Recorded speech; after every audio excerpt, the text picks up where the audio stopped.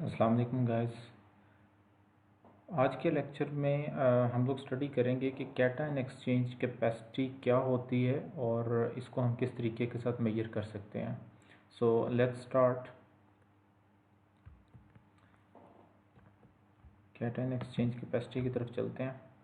So cation exchange capacity is actually the measure of number of negatively charged sites on soil particles that attract exchangeable cations. Cation exchange capacity basically soil particles के ऊपर एक specific site हुआ करती है या मुख्तलिफ sites हुआ करती हैं जहाँ पर वो वाली नेगेटिव साइट्स जहाँ पर पॉजिटिव आयंस ने आकर अटैच होना है।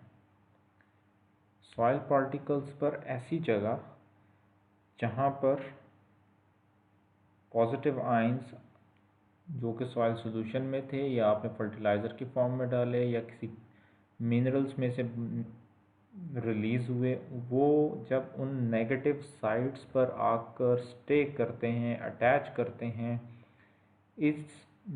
इसको हम कहते हैं कि हम कैटायन एक्सचेंज कैपेसिटी मेजर कर रहे हैं। हमें बेसिकली वो साइट्स, वो जगह जाननी है। मैं ये कहता हूँ कि फॉर एग्ज़ाम्पल आपके पास 0.02 सेंटीमीटर स्क्वायर या 1 सेंटीमीटर स्क्वायर की एक जगह है। मुझे ये बताएं कि उस जगह के ऊपर नेगेटिव चार्जेस कितने हैं। अगर आप मुझे नेगेटिव चार्जेस बता देंगे तो मुझे आइडिया हो जाएगा कि मैं कितने कैटायन चार्जेस वहाँ पर एज ए रिप्लेसमेंट अटैच कर सकता हूँ। Because we know the negative charges and the positive charges they attract each other. तो उन साइड्स के मालूम करने को हम कैटायन एक्सचेंज कैपेसिटी कहते हैं, क्योंकि हमें उसकी कैपेसिटी मालूम होगी। जितने रूम्स अवेलेबल होंगे वी नो कि हम उतने लोगों को अकोमोडेट कर सकते हैं। अब जितनी स्पेस कैटायंस के लिए अवेलेबल है वी नो कि इसकी कैपेसिटी कितनी है। तो आपने एक सॉइल पार्टिकल के ऊपर कितनी नेगेटिव चार्जेस मौजूद हैं उनका जान लेना, that is cation exchange capacity. यहाँ तक हमें बात समझ में आ गई कि सॉइल पार्टिकल्स के ऊपर जितने वैकेंट रूम्स हैं कैटायंस के लिए, they are actually the cation exchange capacity. So let's start. ऐसे कौन से फैक्टर्स हैं जिसकी बेस पे ये वाले रूम्स बढ़ सकते हैं और ये रूम्स कम हो सकते हैं? ये कैटायन एक्सचेंज कैपेसिटी बढ़ेगी या कम होगी? So that CEC is influenced by number of the factors. For example soil particle या क्ले पार्टिकल्स किस टाइप के हैं। मैं यहाँ पे सॉइल का लफ्ज़ अब दोबारा इस्तेमाल नहीं करूँगा, क्योंकि इससे पहले मैं आपको एक बात बता देता हूँ कि सैंड, सिल्ट और क्ले 3 पार्टिकल्स हैं सॉइल के। सैंड की CEC बहुत कम होती है, सिल्ट की उससे थोड़ी ज़्यादा होती है और सबसे ज़्यादा CEC क्ले पार्टिकल्स की हुआ करती है। सो हम क्ले को लेकर चलेंगे क्योंकि क्ले में समझना ज़रा आसान है और सारा मैकेनिज़्म इसी में ही होता है। सो क्ले कंटेंट किस टाइप के हैं? हमने कहा था वर्मिकुलाइट होते हैं, मोंटमोरिलोनाइट हैं, इललाइट है, फेल्ड्स्पार है। So all these have different behaviour. सबके ऊपर वेकेंट पोजीशन डिफरेंट होगी। इसी तरह से काइंड ऑफ द क्ले, किस टाइप के वो क्ले है। Humus content, humus you know the highly charged particles on the minerals, they are organic actually part of the organic part. So हम humus content को भी देखते हैं। Also the pH is very important factor जो कि CEC को influence करता है। एक और बात, CEC is a reversible process. ये भी राइट साइड पे जो आप पिक्चर देख पा रहे हैं, these are basically the root hairs.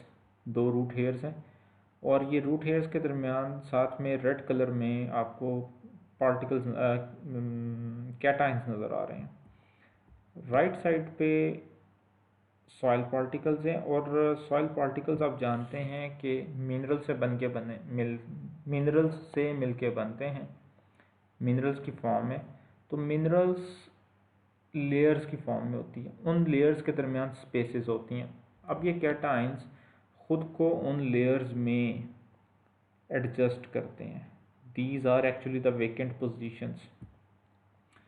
So reversible ये रिएक्शन किस तरह से होगा कि जब ये मिनरल्स एक्सपैंड करेंगे, कॉन्ट्रैक्ट करेंगे, तो ये बॉल्स, ये कैटाइंस ये रिलीज़ होंगे, रूट्स की तरफ जाएंगे और वहाँ से भी या सॉइल सोल्यूशन से वापस सॉइल की तरफ भी आएंगे, क्ले पार्टिकल्स की तरफ भी आएंगे. तो that's why it is actually a reversible reaction.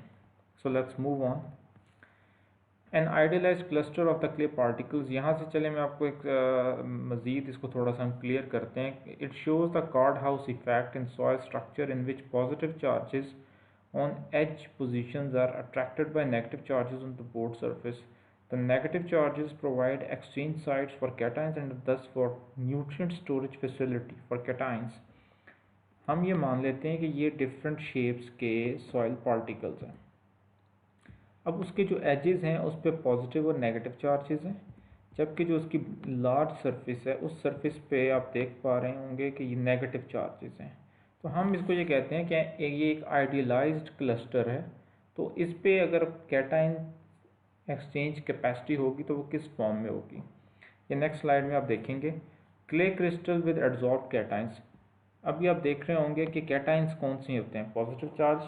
So potassium, calcium, hydrogen, magnesium, इन्होंने कुछ नेगेटिव चार्जेस को यहाँ से रिमूव किया है और ख़ुद आके यहाँ पे उसकी जगह एडजस्ट हो गए हैं, बाकी नेगेटिव चार्जेस के साथ बॉन्ड बना दिया.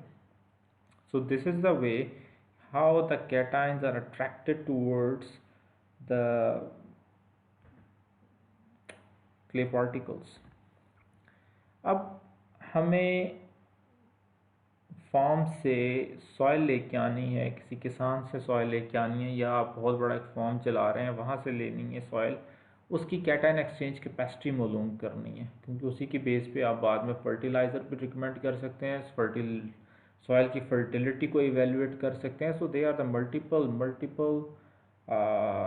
Approaches and multiple advantages. तो उसके लिए आपको ऑपरेटर्स क्या चाहिए होगा, उसके लिए आपको ऑपरेटर्स चाहिए होगा flame photometer, mechanical shaker, reciprocating centrifuge जिसकी कैपेबिलिटी हो कि वो 3000 RPM राउंड्स पर मिनट रिवॉल्व कर सकती हो, और कॉनिकल फ्लास्क सेंट्रीफ्यूज ट्यूब्स चाहिए 50 ml की, जो कि आप सेंट्रीफ्यूज ट्यूब के अंदर रखेंगे. अब राइट साइड पे अगर आप देख सकें ये 3 तरह के क्ले पार्टिकल्स हैं, और जैसे मैंने पिछली स्लाइड में कहा कि pH is a major factor that influences the nature of the cation exchange capacity. Look, अगर तो pH है 3.5 दैट्स मीन कि सॉइल एसिडिक है, और अब जानते हैं कि एसिडिक सॉइल में एल्यूमिनियम, हाइड्रोजन, आयरन, सल्फेट, ये वो वाले कंपाउंड्स हैं, ये वो वाले एलिमेंट्स हैं जो मेजॉरिटी में होते हैं. तो ये एज ए कैटाइंस रिप्लेसमेंट आएंगे और ये नेगेटिव साइड्स पर अटैच हो जाएंगे. अब अगर सॉइल की pH 5.3 हो तो वहाँ पर एल्यूमिनियम की कंसंट्रेशन कम होगी, वहाँ पर chloride, calcium, magnesium and potassium इनकी तादाद बढ़ जाएगी. वाई? बिकॉज pH डिटर्मिन कर रहे हैं वहाँ के soil minerals. Soil minerals determine हो रहे हैं थ्रू द पेरेंट मटेरियल. अब हर इलाके की सॉइल डिफरेंट है, दैट्स मीन कि उनका पेरेंट मटेरियल डिफरेंट है. pH 3.5 का मतलब है कि वहाँ के मिनरल्स की क्वालिटी डिफरेंट है, 5.3 वाले की क्वालिटी टोटली डिफरेंट है. इसी तरह से जब आप pH 7 पे आते हैं तो कैल्केरियस सॉइल्स आ जाती हैं. कैल्केरियस में हमारे पास ज़्यादा अवेलेबिलिटी कैल्शियम, मैग्नीशियम, पोटेशियम की हुआ करती है. So there is a big difference actually. अब आप रीएजेंट्स कौन से इस्तेमाल करेंगे, इसमें 3-4 तरह के रीएजेंट्स इस्तेमाल होंगे. सबसे पहले आपने इस्तेमाल करना होगा, आप रीएजेंट्स बनाने होंगे, सबसे पहले आपको आप नाम दे दें कि रीएजेंट ए बनाया जा रहा है, तो वो होगा sodium acetate solution and that should be 1 normal. इसके लिए आप 136 ग्राम सोडियम एसीटेट ट्राईहाइड्रेट लेंगे और उसको 950 ml डीआयोनाइज्ड वाटर में मिक्स कर देते हैं. It will be an exothermic reaction, तो लेट इट कूल। उसके बाद आप इसकी पीएच को एडजस्ट करते हैं। पीएच हम हॉट सॉल्यूशन की कभी भी एडजस्ट नहीं करते, we have to wait to let it cool. उसके बाद आप उसकी पीएच एडजस्ट करते हैं। पीएच की एडजस्ट करने के लिए हमेशा हमेशा आप या तो वीक एसिड इस्तेमाल करते हैं या वीक बेस इस्तेमाल किया करते हैं। वीक एसिड की एग्जांपल एसिटिक एसिड है, जबकि weak base is sodium hydroxide. इससे आप पीएच एडजस्ट करते हैं और फिर इसका टोटल वॉल्यूम आप 1 लीटर बना लेते हैं। इसी तरह से एथेनॉल 95% आपको चाहिए। रीएजेंट सी एक और नाम दे दें आप, जिसमें आप अमोनियम एसीटेट का सोल्यूशन बनाएंगे, and that also should be 1 normal. इसके लिए आप 57 ml कंसनट्रेटेड एसिटिक एसिड लेंगे, उसमें 800 ml डीआयोनाइज्ड वाटर में मिक्स कर देंगे आप। फिर 68 ml अमोनियम हाइड्रोक्साइड लेके उसको मिक्स करेंगे, उसकी पीएच भी आप 7 एडजस्ट करेंगे। अगेन उसी तरह से वीक एसिड या वीक बेस लेंगे। उससे नेक्स्ट जो चीज़ आती है कैलिब्रेशन के लिए और आपके तमाम एनालिसिस की अथेंटिसिटी जिस पे डिपेंड कर रही है, that is the stock preparation. Stock solution आपने बनाना है। सबसे पहले आप स्टैंडर्ड स्टॉक सोल्यूशंस बनाएंगे। उसके लिए आप 5 ग्राम सोडियम क्लोराइड लेंगे, उसको 105 डिग्री सेल्सियस पर 3 आवर्स के लिए रख देंगे, ताकि उसमें जो डेसिकेटर में रखेंगे, ताकि जो उसमें मॉइस्चर है आपकी लैब में, वी डोंट नो 6 महीनों से पड़ा है या 1 साल से पड़ा हुआ है या 1 हफ्ता हुआ है, we don't know, maybe आपके इन्वायरमेंट में ह्यूमिडिटी ज़्यादा है, so that sodium chloride probably they absorb some moisture, तो वो मॉइस्चर वहाँ से रिमूव हो जाए, इसलिए आप उसको 5 ग्राम वे करके 105 डिग्री सेल्सियस पर 3 घंटे के लिए डेसिकेटर में रख देंगे। फिर आप 2.5 ग्राम वही ड्राई सोडियम क्लोराइड वहाँ से लेंगे और उसको डीआयोनाइज्ड वाटर में मिक्स करेंगे। उसका वॉल्यूम 1 लीटर तक बनाना है आपने। अब ये जो रेडी सोल्यूशन होगा आपका, it will be actually 1000 ppm sodium, 1000 parts पर मिलियन सोडियम स्टॉक सोल्यूशन। इससे अब आपने फर्दर स्टैंडर्ड सोल्यूशन बनाने हैं, जिसको हम स्टॉक सोल्यूशंस कहेंगे। वो आप डिफरेंट कंसंट्रेशन के बनाएंगे, like 2, 4, 6, 8, 10, 15 and up to 20 ml stock solution. सब में से 2 ml लिया, फिर उसी स्टॉक सोल्यूशन में से आपने 2 ml लेंगे, एक को निकल फ्लास्क में डालेंगे जो ऊपर आपको टॉप पे शो हो रही है। फॉर एग्जांपल आपके पास इसमें स्टॉक सोल्यूशन होगा, इसमें से आप 2 ml लेंगे, सेकंड बी वाली में डालेंगे और बी का वॉल्यूम बना देंगे इस लाइन तक 100 ml। फिर यहाँ से लिया 4 ml और उसका वॉल्यूम बना दिया। अब डेफिनेटली अगर आप 2 ml सोल्यूशन लिया और उसको आप 100 ml बनाने जा रहे हैं, तो दैट्स मीन कि इसमें 98 ml वाटर होगा, जबकि इस वाले में जब आप 4 ml का बना रहे हैं तो इसमें 96 ml वाटर होगा। तो automatically you don't need to measure the water. ये जो कैलिब्रेशन के लिए लाइन लगी हुई है, मार्क बना हुआ है, ये ऑटोमेटिकली डिटरमिन कर लेगा कि उसका वॉल्यूम कितना है, वॉल्यूम एग्जैक्ट होगा। अगर आप इससे ऊपर जाते हैं तो आप सोल्यूशन को डाइल्यूट कर रहे हैं, it will actually damage your results. उसके बाद आप क्या करेंगे, final volume by adding 1 normal ammonium acetate भी आपने इसमें ऐड करना है, और 25 ml lithium chloride diluted stock solution आपने बनाया हुआ होगा वो इसमें ऐड करेंगे।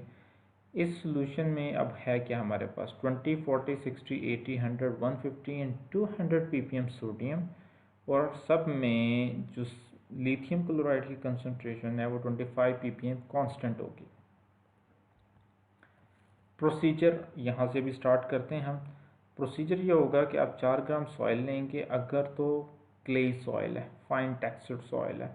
अगर वो थोड़ी सी सिल्टी भी है, उस कोरस भी है, तो आप उसको 6 ग्राम ले लेंगे, क्योंकि उसमें पोर स्पेसेस ज़्यादा होंगे। एयर ड्राई करेंगे, फिर उसको 40 ml की एक फ्लास्क में रखें, एक सेंट्रीफ्यूज ट्यूब में रखेंगे, और 33 ml 1 normal sodium acetate ट्राईहाइड्रेट solution add कर देंगे। अब आपने इस ट्यूब को, जिसमें आपने soil plus sodium acetate add किया है, 5 मिनट्स के लिए शेक करेंगे। फिर आप स्टॉपर को रिमूव करेंगे, और 3000 RPM के लिए सेंट्रीफ्यूज करेंगे और फिर आप उसका जो लिक्विड है वो क्लियर कर देंगे, उसको ख़त्म कर देंगे, उसको बाहर निकाल देंगे, डिकेंट करना है। फिर दोबारा यह प्रोसेस रिपीट करेंगे 33 ml वाला, और you have to repeat it 4 times, और हर बार आप डिस्कार्ड करेंगे। उसके बाद आपने क्या करना है कि 95% एथेनॉल जो था वो एथेनॉल 33 ml ही लेंगी, इसकी रिप्लेसमेंट आ जाएगी सोडियम एसीटेट की, क्योंकि पहले आपने सोडियम के साथ सॉइल में सोडियम डाला, सोडियम पॉजिटिव था तो सोडियम ने वहाँ पे गया, नेगेटिव स्पेसेस उसने खाली कर दी, वो खुद वहाँ सेटल हो गया, और जो आप चीज़ डिस्कार्ड कर रहे थे they are basically the anions. अब आपके पास सॉइल या क्ले पार्टिकल्स के तमाम रूम्स में, वेकेंट रूम्स में इस वक्त सोडियम मौजूद है। जब आपने 4 बार वॉशिंग की तो वो सोडियम मौजूद है। Now what you will do, you will actually add 33 ml of the ethanol। अब इसको आप वॉश करेंगे ताकि बाकी इम्प्योरिटीज उसमें से ख़त्म हो जाएंगे और आप इसको रिमूव कर देंगे। Now wash the sample with 33 ml portions, 95% ethanol, a total of 3 times. इसको भी आपने 3 बार डिकेंट करना है ताकि उसमें हर तरह की चीज़ जो है वो रिमूव हो जाए। अब जो इसके अंदर जो सॉइल की वेकेंट पोजीशन पे सोडियम अटैच था उसको रिप्लेस अब हमने करना है। उसकी रिप्लेसमेंट के लिए आप अमोनियम एसीटेट का सोल्यूशन जो 1 नॉर्मल बनाया था आप वो ऐड करेंगे। हर बार उसको 5 मिनट की शेकिंग देंगे और इसको भी आप 3 बार रिपीट करेंगे। नाउ अब कॉन्सेप्ट ये है, सॉइल पार्टिकल्स थे, आपने 4 बार वॉशिंग की सोडियम की, जितने एनाइंस थे वो वहाँ से ख़त्म हुए और जितने कैटाइंस एक्स्ट्रा थे वो सारे वहाँ पे ख़त्म हुए, तो आपके पास वहाँ जाके सोडियम डिपॉजिट हो गया, अटैच हो गया, एब्जॉर्ब हो गया। फिर आपने 3 बार वॉशिंग दी अल्कोहल की तो वो सोडियम भी वहाँ से रिमूव हो गया और अच्छे से वॉशिंग हो गई। अब आपने ऐड किया है अमोनियम एसीटेट और ये वहाँ जाके अब तमाम नेगेटिव आयंस को ऑक्यूपाई कर लेगा, तमाम स्पेसेस को ऑक्यूपाई कर लेगा। ये आप बार बार रन करेंगे। फिर आपने जो स्टैंडर्ड्स बनाए थे वो सोडियम के स्टैंडर्ड्स रन करेंगे, एक कैलिब्रेशन कर्व बनाएंगे। कैलिब्रेशन कर्व 2 तरह की यहाँ पे आपको शो की गई है। राइट साइड पे आप देख रहे हैं कि आपके पास जैसे जैसे सोडियम की कंसनट्रेशन बढ़ रही है तो आपके पास एब्जॉर्बेंस भी बढ़ती जा रही है। सो दैट्स रिग्रेशन इक्वेशन भी यहाँ लगी हुई है और एक लीनियर ग्राफ बन रहा है। यहाँ पर अगर आप देखें तो आपके पास लीनियर ग्राफ बनता आ रहा है लेकिन एक स्टेज पे आके वो फ्लैट हो गया। फ्लैट मीन्स कि यहाँ पे कंसनट्रेशन तो हम इंक्रीज़ कर रहे हैं लेकिन एब्जॉर्बेंस इंक्रीज़ नहीं हो रही। So there is something wrong at that places, but this one is accurate, you have to follow this one on the right side। फिर आप फ्लेम फोटोमीटर उसकी वेवलेंथ सेट करेंगे 767। जब भी आपने flame photometer, spectrophotometer, ICP, OES, MS कुछ भी इस तरह से रन कर रहे हैं, you always run that for 30 minutes.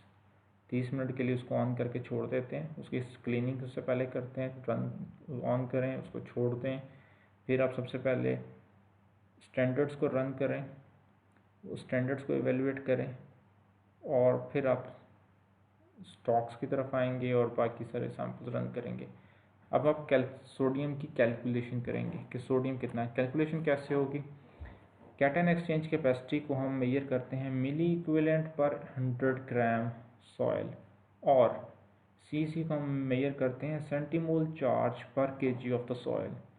अब मिली इक्विवेलेंट पर लीटर सोडियम जो आपके पास कैलिब्रेशन कर्व से आएगा वो आप लिखेंगे यहाँ पे, इसको मल्टीप्लाई करेंगे total volume of the extract, divide करेंगे weight of the dry air जो कि आपके पास 5 ग्राम थी, मल्टीप्लाई करेंगे 100 डिवाइडेड बाई 1000। अब शुरू में मैंने एक बात कही थी आपसे, cation exchange capacity is strongly dependent on the clay type and the mineral content. हमारे पास यहाँ आप देख पा रहे होंगे जैसे कि सैंड है, सैंड की cation exchange capacity is very very low. Sand में प्लांट्स क्यों ग्रो नहीं करते? Because it can not provide them the nutrients, it can not hold the water, so उसकी कैटायन एक्सचेंज कैपेसिटी नहीं होगी। जबकि अदर सॉल्ट अदर मिनरल उसमें आए क्योलिनाइट, ये क्ले मिनरल्स हैं, इलाइट की ज़्यादा होती है, क्लोराइड उससे भी ज़्यादा है, smectite, vermiculite, they are one of the best one. इनमें कॉन्ट्रैक्शन एक्सपेंशन ज़्यादा है, they release the nutrients easily, they absorb the nutrients easily, water movement इसमें होती है। और सबसे ज़्यादा होगी सॉइल ह्यूमस की, which is actually an organic compound but that is highly reactive। सो यहाँ तक है आप प्रैक्टिकल, इससे रेलिवेंट अब आपके पास कोई भी सवाल हो, कोई चीज़ डिस्कस करनी हो, just let me know, you can message me, you can call me, और you can visit my YouTube channel, वहाँ पे कमेंट करें और we will give a proper time to actually do that. Thank you very much. Stay safe.